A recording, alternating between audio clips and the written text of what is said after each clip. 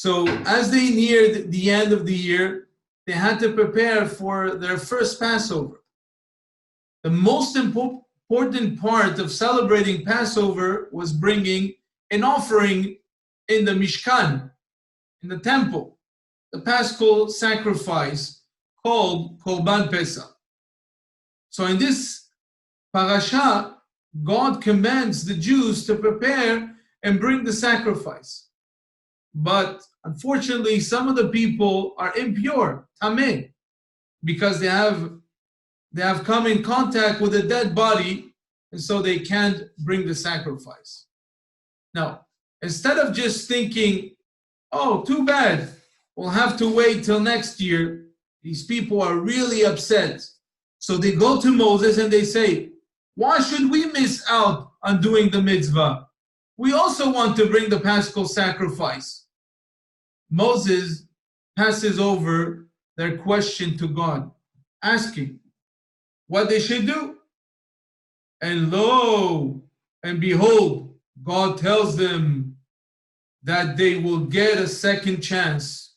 Exactly a month after Passover will be Pesach Sheni, the second Passover.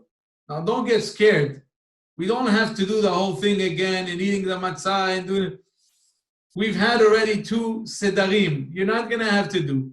When everybody wasn't able to bring the Paschal sacrifice in the right time, has another opportunity to bring it. This is a very important story because it teaches us that it's never too late to do a good deed and that we always get a second chance.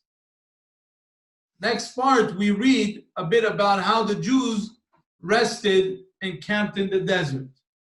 There was a cloud of glory over the Mishkan that represented God's presence.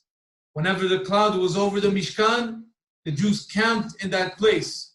When the cloud lifted, they began traveling until it came down again upon the Mishkan, when they stopped. God also told Moses to make 2 silver trumpets. Different sounds were blown for different occasion.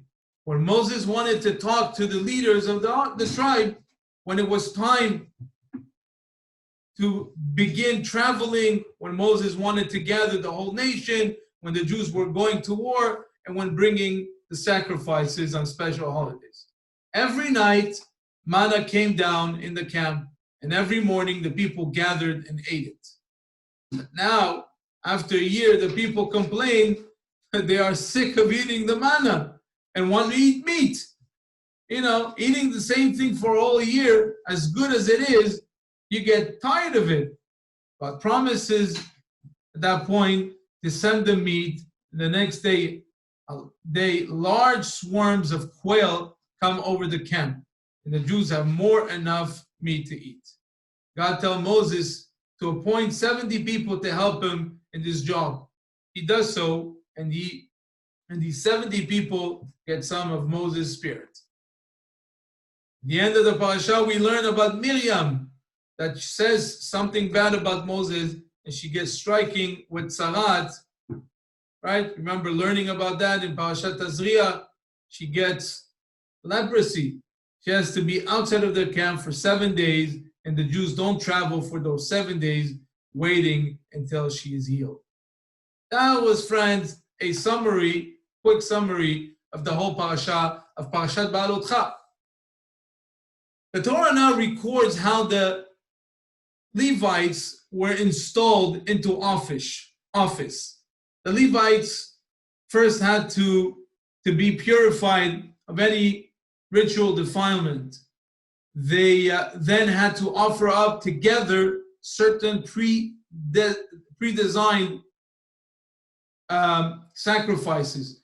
God further told Moses that the Levites should start training for their service at the age of 25 and actually serve from the age 30 to 50. Now, we learned something very special about this whole idea of the Levites starting service, and I will quote the exact verse that speaks about the service of the Levites when they start working in the temple. God told Moses, from 25 years old and upwards, the Levites must enter the service. Now, the Levites were given the responsibility of carrying the tabernacle and its vessels through the desert.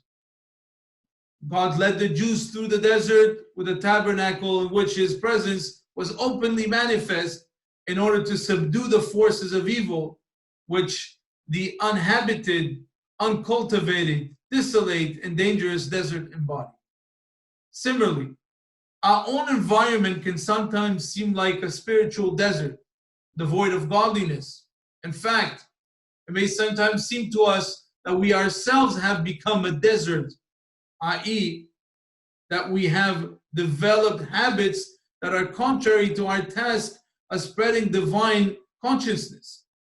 How can we possibly hope to change ourselves, let alone the world around us, when these habits and these modes of behavior have already become ingrained within us? Here we can learn from the Levites. They did not even begin training for their occupation until they were 25 years old. Yet they were nevertheless empowered to begin their holy service at this age. God gives us too the ability to remake ourselves and begin new directions in life. Even though we may feel unqualified, unprepared, or unworthy to carry them out, all we have to do is to make use of his assistance and ask Hashem to help us and guide us in the right directions.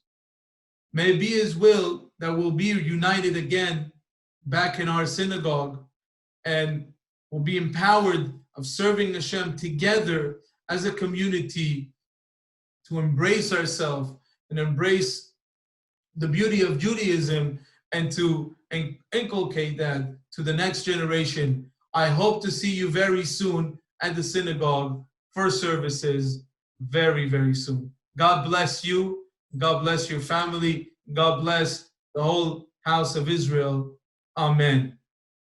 Shabbat Shalom.